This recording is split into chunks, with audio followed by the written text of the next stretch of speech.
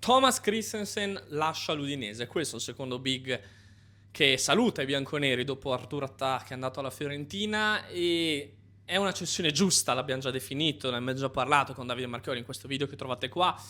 Un'operazione che comunque andava fatta. Sappiamo che l'Udinese, per questioni anche di bilancio, di sostenibilità, di progettualità, ha bisogno di cedere dei giocatori, è una cosa che ha sempre fatto nella filosofia della società, ma forse mai come quest'anno sono stati ceduti in tanto per il momento, perché il mercato deve ancora finire, bisogna monitorare ancora la situazione Solé, però mai come in questo momento forse sono stati ceduti i due giocatori meno necessari per andare avanti. Forse Attà bisogna capire come verrà rimpiazzato dal punto di vista tecnico, però ne abbiamo parlato anche in questo video, sul fatto che comunque è un giocatore che ti dava tanto dal punto di vista tecnico, ma non era indispensabile come magari è indispensabile Kenan Davis o come è indispensabile Nicolo Zaniolo.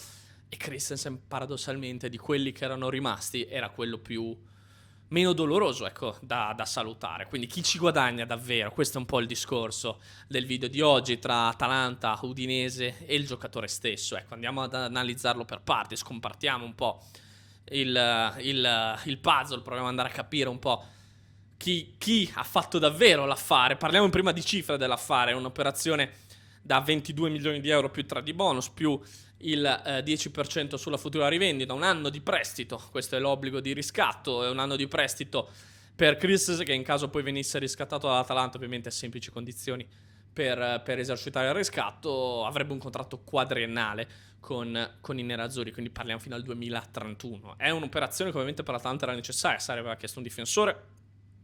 È un pallino di Giuntoli, Christensen, che scriveva già dai tempi di quando era il direttore sportivo della Juventus, e vanno a prendere praticamente uno dei difensori giovani su cui si può lavorare di più, forse dal punto di vista della crescita poi del giocatore. Un giocatore che può fare il centrale di una difesa 3, può fare il centrale di una difesa 4, può fare il braccetto di una difesa 3, può fare eventualmente anche il terzino, quindi ovviamente anche per l'idea di gioco di Sarri hai un giocatore duttile, è un giocatore comunque che è nel pieno, sta entrando nel pieno della sua carriera. L'Atalanta ci ha guadagnato, l'Atalanta dal suo punto di vista aveva la disponibilità economica per fare un investimento del genere, e guardando i profili conosciuti, senza andare a prendere una scommessa, ecco, dei profili conosciuti, forse Christensen era una delle garanzie migliori che potessi trovare sul mercato. Quindi l'Atalanta ha fatto una mossa, secondo me, necessaria per quello che vuole fare e per la squadra che vuole consegnare a Maurizio Sarri. Cessione necessaria che ha fatto anche l'Udinese, e secondo me l'Udinese ha fatto il vero affare. Anche qua altra masterclass di Gino Pozzo, perché vai a vendere un giocatore che aveva più volte dichiarato di non voler restare a Udine. Christensen l'ha sempre detto: mi sento alla fine della mia avventura in bianconero, mi sento pronto per iniziare una nuova esperienza, per fare il salto di qualità, non voglio restare a Udine. L'ha detto chiaramente, l'ha detto indirettamente.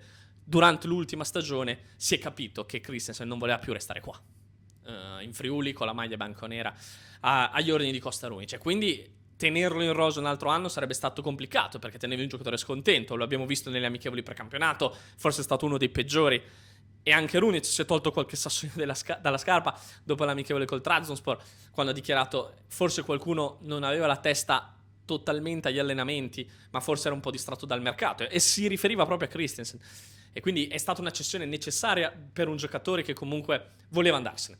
E poi è stata una masterclass, perché vai a perdere, o è vero, un giocatore importante, poi analizzeremo questa parte, ma vai a perderlo con una super cifra, perché comunque parliamo di 25 milioni più il 10% della futura rivendita, quindi ipotizzando più o meno il valore che possa avere Christensen, parliamo dai 3 milioni in su almeno di futura rivendita che entreranno nelle classi dell'Udinese qualora verrà ceduto Christensen. E quindi capiamo che comunque a livello economico probabilmente ottieni il massimo da un giocatore del genere. Cioè, da un giocatore come Christensen, da quello che in questo momento vale Christensen sul mercato italiano ed europeo, è il massimo che potevi ricevere. Strano che lo ricevi da un'italiana, perché queste erano cifre che l'Udinese chiedeva per squadre di Premier, ma lo ricevi da una squadra italiana, e quindi questo secondo me è una cosa che l'Udinese ha dovuto fare, un'operazione che ha dovuto fare, e che secondo me dal punto di vista economico, come è stata l'operazione Attà, alla fine sono arrivati ad esaudire le richieste della società friulana. Quindi da quel punto di vista lì non gli si può dire niente. Udinese ha fatto un tesoretto comunque in questo momento, sommando Attà e Christensen, calcolando le fortune, rivendite e tutto, ha fatto un gruzzoletto di quasi 70 milioni di euro. quasi. Perché dico quasi? Perché le future rivendite non sono calcolabili in questo momento, perché se Atta viene venduto a 50 o viene venduto a 100, come se Christensen viene venduto a 3 o a 30 o viene venduto a 70, in futuro, qualora, ipotesi, sempre supposizione, è chiaro che cambia completamente poi l'incasso che avrà l'Udinese, ma parliamo di un incasso totale tra i 60 e i 70 milioni di euro per 2 giocatori che non sono indispensabili, perché a maggio, finito il campionato, se avessimo fatto una lista dei giocatori indispensabili, mettevamo Solé, Zaniolo, Davis, Atta, Christensen, forse. Non li mettevamo in cima. Quindi nei 5 giocatori indispensabili l'Udinese ha perso i 2 meno indispensabili, per ora. E quindi capite che a quelle cifre lì, per quei giocatori lì, è una masterclass. Cosa si può chiedere? Ci sta come operazione. Perdi tanto, è vero, perdi un giocatore che dava solidità, una garanzia. Uno dei migliori giocatori nel nostro campionato, lo dicono i numeri, per quanto riguarda il gioco aereo. Quindi ti offriva anche delle soluzioni, sia in difesa come sicurezza nello sventare eventuali pericoli, che in attacco. Tanti gol sono arrivati su situazioni di palla inattiva. Basti pensare il primo, visto che ci avviciniamo all'inizio del campionato, lo scorso campionato, Udinese-Verona, gol di testa di Christensen, giusto per ricordare.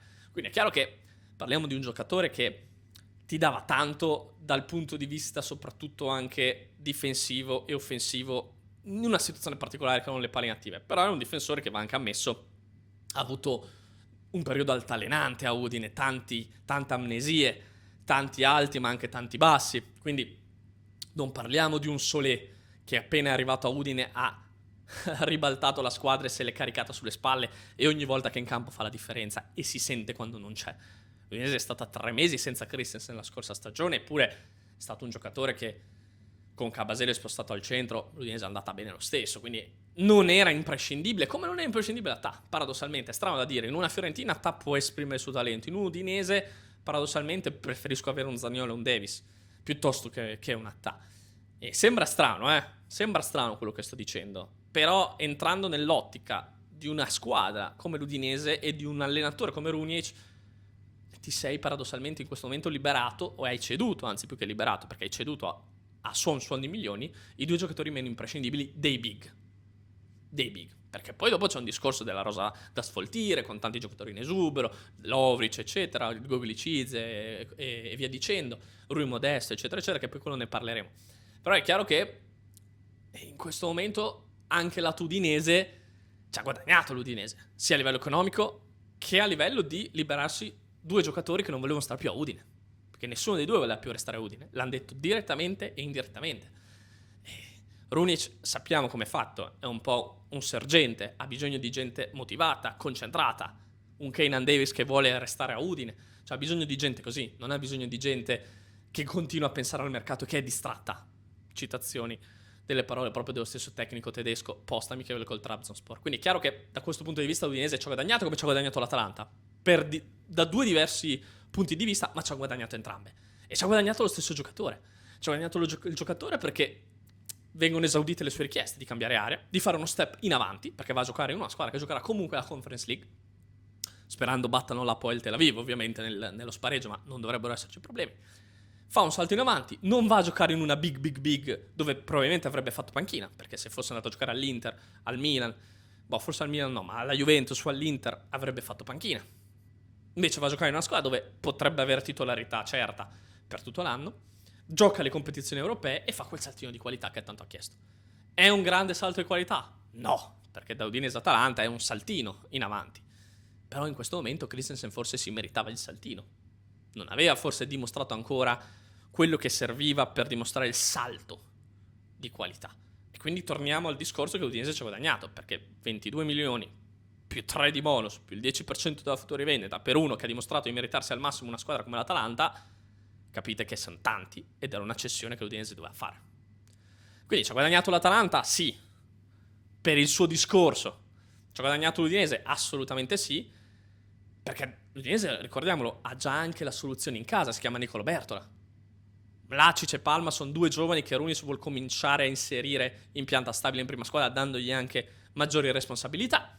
E quindi è chiaro che adesso con questo gruzzoletto l'Udinese può andare a completare la rosa, magari se c'è qualche partenza in attacco andare a prendere un vice Davis e un vice Zaniolo, andare a prendere un secondo portiere e perché no, magari prendere quel centrale di esperienza che possa giocare in mezzo ma che abbia quelle capacità di impostare, che può essere Gudel, come è un po' l'obiettivo numero uno, il giocatore richiesto da Rooney, perché è un centrocampista abituato a fare il difensore e che ha quella cosa che fino adesso l'Udinese non ha avuto e che faceva Solé da braccetto, cioè il regista basso. E quindi per l'evoluzione dell'idea di gioco di Rooney serve quel giocatore lì, può fare un investimento del genere anche a livello di ingaggio.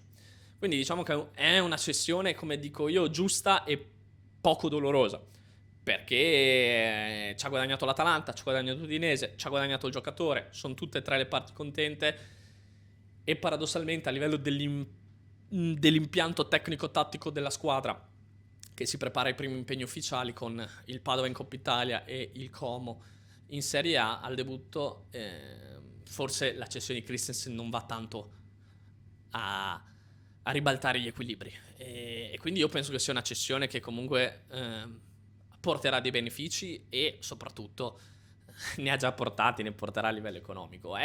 Bisognerà vedere adesso come l'Udinese si muoverà in questa parte finale del mercato, perché poi dopo, allargando un po' la sfera, c'è una rosa da sfoltire, come l'abbiamo detto, tanti giocatori fuori rosa, Lovric, Buta, Goglicizze, Rui Modesto, da capire Piana, ma probabilmente verrà ceduto in prestito, da capire Vinciati che ha bisogno di giocare, Pejcic ha bisogno di giocare, probabilmente verrà mandato in prestito anche lui, Abanqua da capire anche lui, e Bosse, cioè, ho perso il conto, ma siamo già quasi a 10 giocatori fuori progetto, a cui va trovata una sistemazione. E poi ci sono invece i giovani da valorizzare, Palma, eccetera, eccetera, Arizala, e possiamo andare avanti. E poi invece ci sono i giocatori nuovi, Unai Gomez, Chakvetadze, Voivoda ormai si è già preso la squadra, e perché no, magari arriverà qualcun altro. È chiaro che in questo momento, secondo me, l'Udinese si dovesse intervenire più che per un centrale di difesa, che lo prenderei solo ed esclusivamente se è un tipo alla Gudel, cioè un giocatore che sa impostare dal basso e sa fare il regista basso, per dare un'opzione in più a Rooney, e quindi che non sia costretto a impostare sempre solo con Solé, visto che Castro non è un regista, è un distruttore di gioco, non un costruttore. Avere un Solé che imposta e un centrale di difesa che imposta potrebbe aiutare notevolmente, ma se no prendere un altro difensore alla Christensen non ha senso. Meglio valorizzare un Bertola. E poi se si sfoltisce un po' davanti, magari a livello numerico prendere un vice Zanello, un vice Davis. Ma è un Udinese che comunque sta facendo il mercato che doveva fare. Ha fatto dei colpi interessanti, ha fatto dei colpi importanti, perché in questo momento Voivoda è il colpo dell'estate. E si è liberata di due giocatori che forse erano i meno imprescindibili. Quindi in questo momento sì, è vero, la cessione di Christensen fa male, però se la dovessimo comparare alle altre, forse è quella che avremmo fatto tutti. E quindi ancora masterclass di Gino Pozzo, complimenti all'Udinese, e non sono complimenti di facciata, sono complimenti secondo me giusti, perché quando siamo arrivati a fine stagione, ripeto, tutti noi avremmo firmato per tenere Davis e Davis è rimasto. Tutti noi avremmo firmato per tenere Zaniolo e Zaniolo è rimasto, rimotivato. Tutti noi avremmo firmato per tenere Solé, anche se sapevamo che sarebbe stato impossibile, e forse Solé rimane. Da capire, ho detto forse, perché ovviamente c'è un domino difensori che con Cuti Romero all'Atletico Madrid si sta scatenando, e forse Solé entrerà in questo domino difensori. Rimane Kellenkamp. Avremmo forse tutti firmato per tenere Kellenkamp. E quindi alla fine sì, è vero, hai perso attacchi, secondo me dei due la cessione più dolorosa, ma era necessaria, perché è arrivata un'offerta indecente, 40 milioni per un giocatore che ha fatto una stagione buona in Serie A, non potevi dire di no. E poi 25 milioni più il 10% a tua rivendita per Christensen. Ragazzi, parliamo veramente di una cifra altissima per un giocatore che è forte, perché ripeto, andatevi a vedere i numeri, è tra i migliori difensori in Serie A per la specialità del gioco aereo, sia offensivo che difensivo, per duelli vinti, per duelli aerei vinti, per contrasti riusciti. Cioè è un difensore per gol da situazioni di palla inattiva, è uno dei migliori difensori in Serie A, quindi Atalanta fa un grande acquisto, ma per l'idea udinese non era imprescindibile. meglio tenere un Solé che un Christensen. Quindi da quel punto di vista lì, per quello ci sta. Detto questo, altra cessione arrivata, in bocca al lupo a Christensen per il resto della carriera, un ragazzo che secondo me, se fa il click di testa che finora non ha mai fatto a Udine, può ambire a fare una carriera importante, perché non gli manca nulla, ha le doti fisiche, ha le doti atletiche, ha le doti tecniche per essere un gran difensore, per essere un difensore moderno che può giocare in più ruoli. Gli manca solo quel click mentale lo può fare solo lui, quindi gli auguriamo il meglio, speriamo che l'area di Bergamo lo possa aiutare a fare una gran carriera, e per il resto ci rimandiamo ai prossimi impegni, i primi impegni ufficiali, e rimanete aggiornati sui nostri canali per sapere tutte le ultime novità riguardo l'Udinese.